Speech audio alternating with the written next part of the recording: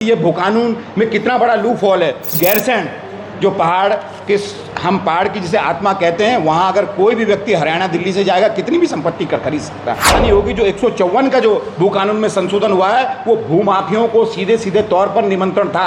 ये कहता है कि आप गैरसैंण में जो एक छोटी सी जगह कितनी भी जमीन खरीद सकते हैं। ये कहता है धारचूला नगर पंचायत में कितनी भी खरीद सकते हैं। ये कहता है सैलाकुई नगर पंचायत में आप कितनी भी खरीद सकते हैं। पूरे गाँव को 46 गाँवों को पानी जाता है, लगभग 15,000 लोग उससे प्रभावित होते हैं। वो व्यक्ति पूरे पहाड़ों को काट कर सड़क बनाने का काम कर रहा है, भूखंडों को प्लेन करने का काम कर रहा है। नकली दस्तावेजों के आधार पर संपत्ति ने जमीन को खरीदा है, उन पे धोखाधड़ी का मुकदमा दर्ज किया जाए, उस संपत्ति को सार्वजनिक संपत्ति घोषित किया जाए। कि लगातार नकली दस्तावेजों के आधार पर पौड़ी के यमकेश्वर क्षेत्र में, पौड़ी के लेंसीडॉन क्षेत्र में लगातार नकली दस्तावेजों पर नकली कंपनियां जिनका इस राज्य में कोई कंट्रीब्यूशन नहीं है, लगातार नकली दस्तावेजों से जो आश्रम बन रहा है। क्योंकि पश्चिम बंगाल का व्यक्ति धार्मिक प्रयोजन के लिए ज़मीन तो ले सकता है, आपको जानकर हैरानी होगी, लेते समय तो परमिशन लेगा, लेकिन जो नया भू कानून है वो ये कहता है बेचते समय उसे सरकार की कोई परमिशन की आवश्यकता नहीं है। क्योंकि हमारा भू कानून ये कहता है कि 2003 से पहले अगर उत्तराखंड में आपके नाम कोई संपत्ति है तो आप कितनी भी संपत्तियां खरीद सकते हैं। कि कंपनी के पास कोई भी इस प्रकार की संपत्ति देहरादून में अंकित नहीं है। लेकिन आप सबको जान के हैरानी होगी कि ये एक शेल कंपनी है, डमी कंपनी है, जिससे ब्लैक मनी उत्तराखंड में खपाया जा रहा है। आप खंडन किया कि जो विज्ञापन हमने आवासीय प्लॉट का दिया था वो हमारा विज्ञापन नहीं था, पर हमारा सवाल अभी भी वही है कि अगर वो आपका विज्ञापन नहीं था तो वो पहाड़ों की तस्वीर, वो वीडियो किसका था? इस बात की जानकारी सरकार को बतानी चाहिए। इसके अलावा हमने कई दस्तावेज और साक्ष्य जुटाए हैं जिनसे ये पता चलता है कि जो कंपनी वहाँ पर आवासीय प्लॉटिंग कर रही थी वो एक डमी कंपनी थी और उसका जो वो एक खरीदी गई कंपनी थी जिसके डायरेक्टर बहुत लेट में बनाए गए। इसकी तकनीकी जानकारी के लिए आगे संदीप जोयल हमारे साथ वरिष्ठ अधिवक्ता जुड़े हैं, संदीप चमोली जी, वो आगे जानकारी देंगे। साथियों नमस्कार। इस महत्वपूर्ण मुद्दे पर जिसमें राज्य का निर्माण जिस जल जंगल ज़मीन की लड़ाई के लिए हुआ था, इस महत्वपूर्ण मुद्दे पर आपकी इतनी तादाद ये बताती है कि पत्रकार साथी इस मुद्दे को कितने महत्वपूर्ण तरीके से लेते हैं। मेरे साथ अधिवक्ता मंच की टीम है और मेरे साथ साथ पहाड़ स्वाभिमान सेना के अध्यक्ष पंकज उनियाल है। साथियों विषय बड़ा महत्वपूर्ण है। पौड़ी के सितुरशुर जो पट्टी पड़ती है वहाँ एक एराडी गाँव है। एराडी गाँव में 144 नाली भूमि की खरीद एक हैचरिच कंपनी जो अपने आप को 1995 की कंपनी बताती है, वो पौड़ी में, क्योंकि हमारा भू कानून ये कहता है कि 2003 से पहले अगर उत्तराखंड में आपके नाम कोई संपत्ति है तो आप कितनी भी संपत्तियां खरीद सकते हैं। वह कंपनी गलत दस्तावेज से ये कहती है कि 2003 में हमारे पास संपत्ति है इसलिए हम उत्तराखंड में कोई भी कितनी भी संपत्ति कहीं भी खरीद सकते हैं। जब वो विक्रय अनुबंधन पत्र जनपद पौड़ी गढ़वाल में करते हैं तो वो ये स्पष्ट रूप से बताती है कि मेरे पास 1997 में देहरादून में एक भूखंड था। क्योंकि 1997 में अगर उनके पास भूखंड था तो वो संपत्ति ले सकते थे, लेकिन उनके द्वारा जो ये जानकारी दी गई है ये पूर्ण रूप से झूठ थी। जब हमारे द्वारा देहरादून में जो उनके द्वारा जानकारी दी गई थी वो ये कहते हैं कि 1829 नंबर ये रजिस्ट्री की संख्या होती है। ये नंबर 18 तारीख 11वें महीने 1997 में हमने एक संपत्ति देहरादून जनपद में खरीदी थी। जब हमारे द्वारा इसकी जानकारी जुटाई गई तो आपको जान के हैरानी होगी कि कंपनी के पास कोई भी इस प्रकार की संपत्ति देहरादून में अंकित नहीं है। उस दिन देहरादून में 2 दस्तावेज होते हैं, 1829 नंबर के दोनों दस्तावेजों में कंपनी का कोई लेना देना नहीं था। साथ ही साथ 12 दस्तावेज और उस दिन होते हैं। हमारे प्रथम जो रजिस्ट्रार है कंपनी का कोई भी व्यक्ति प्रतिनिधि कंपनी के नाम से कोई भी दस्तावेज 1997 में दर्ज नहीं है। ये स्पष्ट डॉक्यूमेंट है, ये पब्लिक डोमेन पे उपलब्ध है।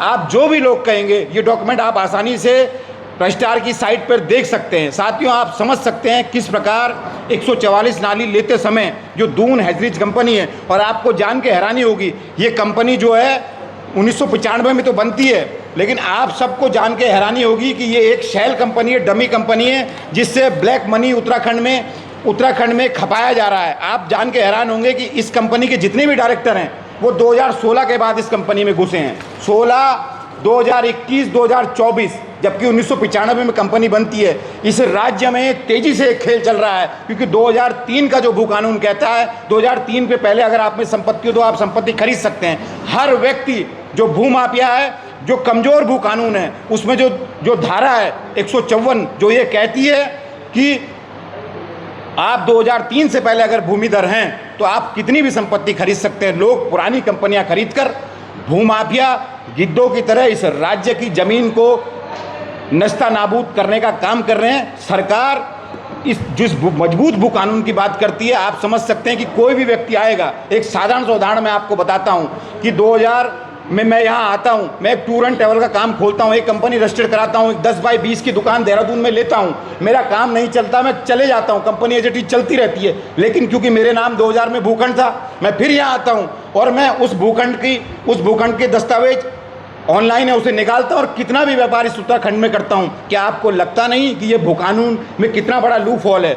154 जिस भूकानून को 2000 में जब निर्वाचित सरकार एनडी तिवारी की आती है लागू किया जाता है, जिसमें 500 मीटर की सीमा रखी जाती है बाहरी व्यक्ति खरीद की। फिर दोबारा हमारे भुवन चंद खंडूड़ी जी जब स्टेट के सीएम बनते हैं वो उसको और सशक्त, मजबूत और अच्छा बनाते हैं, वो 250 मीटर करते हैं। लेकिन आपको जान के हैरानी होगी कि 2017-18 में जब त्रिवेंद्र सिंह रावत जी सीएम रहते हैं तो वो 154 में संशोधन करते हैं। और संशोधन भी कितना भारी संशोधन होता है, कोई भी व्यक्ति नगर निगम, नगर पंचायत, नगर पालिका, कैंट बोर्ड में कोई भी भारी व्यक्ति कितनी भी संपत्ति खरीद सकता है। आपको जानकर हैरानी होगी जो हमारे 10 पर्वतीय जिले हैं इनमें सब में नगर पालिका, नगर पंचायत है, कोई भी व्यक्ति कितनी भी संपत्ति खरीदता है। दून हैजरीज ने पूर्ण रूप से जो भू कानून है उसका उल्लंघन किया है। 144 नाली जो उनके द्वारा खरीदी गई है वो स्पष्ट रूप से एक डमी कंपनी है। आपको जानकर हैरानी होगी कि 1995 से 2026 तक दून हैजरीज का कोई भी कंट्रीब्यूशन इस राज्य के ना लोगों के लिए है ना इस राज्य के लिए है। वो अगर है तो ये बताएं कि 1995 से और आज तक उन्होंने इस राज्य में कितना काम किया है जिससे स्थानीय व्यक्ति को कितना लाभ हुआ है। सरकार ने ये कहा कि 154 में हमने इसलिए संशोधन किया है कि पहाड़ों में कारखाने लग सकें। आपको जान के हैरानी होगी जो 154 का जो भू कानून में संशोधन हुआ है वो भूमाफियों को सीधे सीधे तौर पर निमंत्रण था। ये कहता है कि आप गैरसैंण में जो छोटी सी जगह कितनी भी ज़मीन खरीद सकते हैं। ये कहता है धारचूला नगर पंचायत में कितनी भी खरीद सकते हैं। ये कहता है सैलाकुई नगर पंचायत में आप कितनी भी खरीद सकते हैं। हम कहते हैं जो शहरी नगर है, जो बड़े जनपद इनमें नगर निगम में तो छूट ठीक है, लेकिन ग्रामीण इलाकों में नगर पंचायत में भूमाफियों को निमंत्रण है। एराडी गांव में हमने स्पष्ट रूप से देखा 144 नाली ये व्यक्ति संपत्ति लेता है और जब रजिस्ट्री करता है तो स्पष्ट रूप से कहता है कि मैंने कृषि उपयोग के लिए ली है। लेकिन जब आप सोशल साइटें चेक करेंगे, कंपनी इस प्रकार के प्रचार स्पष्ट रूप से सोशल मीडिया के माध्यम से चारों तरफ कर रही है।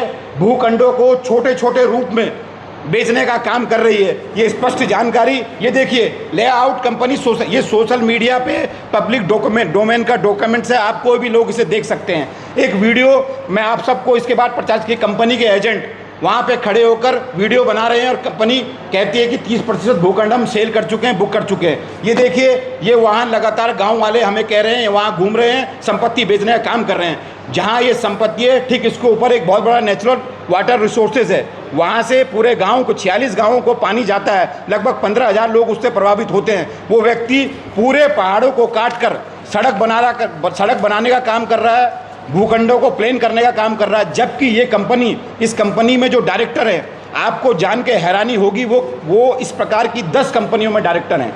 10 की 10 कंपनियां वर्तमान समय में ज़मीन की खरीद फरोख्त का काम इस उत्तराखंड में कर रही है। ये कंपनी ये स्पष्ट करे, ये कंपनी कि 1995 से अब तक इन्होंने कितना इस राज्य के लोगों को रोजगार दिया है। कंपनी के लोग कहते हैं कि हम यहाँ कृषि करेंगे, बागवानी करेंगे, लेकिन वो वहाँ छोटे छोटे भूखंड बेचने का काम इस प्रदेश में कर रहे हैं। 144, 154 जो धारा है भू कानून की, वो कितनी कमज़ोर है आप समझ सकते हैं। जो ये कंपनी है, हम सरकार से मांग करते हैं जो भू कानून की 129 जो धारा है उसको स्पष्ट रूप से इस संपत्ति को राज्य सरकार में नियत किया जाए। नकली दस्तावेजों के आधार पर संपत्ति ने ज़मीन को खरीदा है, उन पे धोखाधड़ी का मुकदमा दर्ज किया जाए, उस संपत्ति को सार्वजनिक संपत्ति घोषित किया जाए। और कंपनी की आज तक की आपको जान करके हैरानी होगी कि हमने जब कंपनी का मिनिस्ट्री ऑफ अफेयर्स से डॉक्यूमेंट निकाला तो कंपनी जो है जब 1995 में बनती है उसके बाद इस राज्य में कोई काम नहीं करती है। सीधे तौर पर 2016 में सक्रिय होते हैं और वो भी संपत्ति सिर्फ बेचने और खरीदने का काम करते हैं।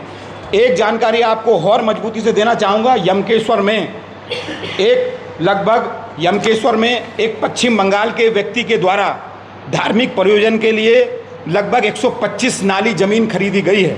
इस राज्य का जो नया कमज़ोर भू कानून है, इस राज्य का जो कमज़ोर भू कानून है, ये कटाल गांव की बात मैं कर रहा हूँ, यमकेश्वर क्षेत्र में आता है। इस राज्य का जो कमज़ोर भू कानून है वो आपको अब सीधे तौर पर अनुमति देता है कि 154 में ये अनुमति देता है कि धार्मिक प्रयोजन के लिए आप कितनी भी संपत्ति इस प्रदेश में खरीद सकते हैं। लेकिन आपको जान के हैरानी होगी कि जब वो संपत्ति खरीदते हैं उनको एक अनुमति लेनी आवश्यक होती है, लेकिन इस आश्रम के द्वारा किसी प्रकार की संपत्ति का कोई भी जिक्र अपने जो हमारा विक्रय अनुबंधन पत्र होता है, जो रजिस्ट्रार में रजिस्टर्ड होता है, कोई भी जानकारी नहीं दी गई है। विक्रय अनुबंधन पत्र हमारे द्वारा जनपद पौड़ी में जाकर निकाला गया है। साथियों, एक और हैरानी की बात है, जहाँ ये आश्रम बन रहा है ये सब रेरा जो हमारा रेगुलेटिंग एक्ट है उसके बाद ये सारी संपत्तियाँ आती हैं। क्या हमारे वो जो जिन विभागों की जिम्मेदारी है कि यहाँ जो है, जो यहाँ का विकास है वो कानूनी रूप से हो सके, क्या वो व्यक्ति सोए हुए हैं? हम सीधे तौर पर ये भी कहना चाहते हैं जो 144 नाली ज़मीन है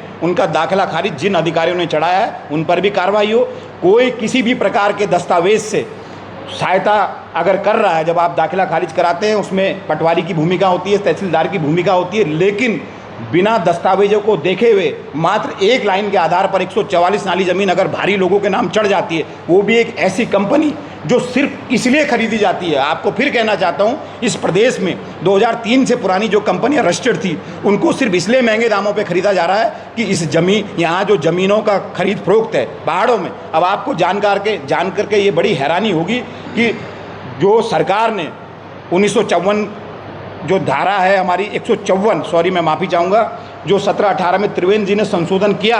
अब आपको जान के हैरानी होगी, गैरसैंण जो पहाड़ के, हम पहाड़ की जिसे आत्मा कहते हैं, वहाँ अगर कोई भी व्यक्ति हरियाणा दिल्ली से जाएगा कितनी भी संपत्ति खरीद सकता है। हम कहते हैं 250 मीटर संपत्ति खरीदने का अधिकार आप भारी व्यक्ति को दीजिए, लेकिन अगर भारी व्यक्ति अधिक से अधिक संपत्ति यहाँ खरीदेगा तो स्थानीय लोगों को निश्चित ही संपत्ति महंगी मिलेगी। आश्रम द्वारा लगातार बिना नक्शा पास कराए हुए बड़े बड़े निर्माण वहाँ किए जा रहे हैं। आपको जानकर हैरानी होगी, जहाँ ये आश्रम बन रहा है वो रिजर्व फॉरेस्ट है, उसमें जाने का रास्ता पेड़ों को काटकर बनाया गया है। जो वन संरक्षण अधिनियम 1980 है वो स्पष्ट कहता है जहाँ वनों ने आच्छादित रूप ले लिया हो, वन बड़ी मात्रा में हो गए हों, उस संपत्ति को खरीदने के लिए आपको राज्य सरकार के साथ साथ सेंट्रल गवर्नमेंट से भी अनुमति लेनी पड़ेगी। लेकिन इस आश्रम के निर्माण में कोई अनुमति नहीं जाए। इस प्रकार के 83 मामलों में हमारे लोगों द्वारा, हमारी टीम के द्वारा प्रदेश के 83 मामलों में लगातार रिसर्च की जा रही है। बहुत जल्दी बहुत बड़े खुलासे हम आपके सामने करेंगे। आपको जान के हैरानी होगी कि 154 की जब बात आती है हमारे मेन भू कानून में, जिसको 1 मई को धामी जी द्वारा ये कहा गया सबसे मजबूत कानून है, वो भारी लोगों को संशोधन कर ये निमंत्रण देता है। सरकार ये कहती है कि हमने इसलिए इस छूट को खोला है कि पहाड़ों में कारखाने बन सके। आपको जान के हैरानी होगी, जब से ये कानून लागू हुआ है लगभग 10 वर्ष से एक भी कारखाना अगर पहाड़ के किसी जनपद में इस भू कानून की सहायता से बना हो तो सरकार एक श्वेत पत्र जारी करे। इस प्रदेश का जो निर्माण हुआ है वो सिर्फ इसलिए हुआ है कि जल जंगल ज़मीन को बचाया जा सके। लेकिन आपको जान के हैरानी होगी कि लगातार नकली दस्तावेजों के आधार पर पौड़ी के यमकेश्वर क्षेत्र में, पौड़ी के लेंसीडॉन क्षेत्र में लगातार नकली दस्तावेजों पर नकली कंपनियां, जिनका इस राज्य में कोई कंट्रीब्यूशन नहीं है, लगातार नकली दस्तावेजों से संपत्ति खरीदी जा रही है। हम 144 नाली जो भूमि है सरकार से मांग करते हैं, इसकी जांच के साथ साथ इसे तत्काल प्रभाव से राज्य सरकार में नियत किया जाए। जो आश्रम बन रहा है, क्योंकि पश्चिम बंगाल का व्यक्ति धार्मिक प्रयोजन के लिए ज़मीन तो ले सकता है, आपको जानकर हैरानी होगी, लेते समय तो परमिशन लेगा, लेकिन जो नया भू कानून है वो ये कहता है बेचते समय उसे सरकार की कोई परमिशन की आवश्यकता नहीं है। ये सभी बातें जो मेरे द्वारा आपके सामने रखी जा रही हैं ये विद एविडेंस है, ये पब्लिक डोमेन में ये पत्र मौजूद हैं, आप सभी साथी उनका अवलोकन कर सकते हैं। इस राज्य में जो ये लूट चल रही है संसाधनों की, जंगलों की, ज़मीनों को बेचने की, इस लूट को रोकने के लिए आप सब हमारा सहयोग कर रहे हैं। आप सबका दिल से बहुत बहुत धन्यवाद।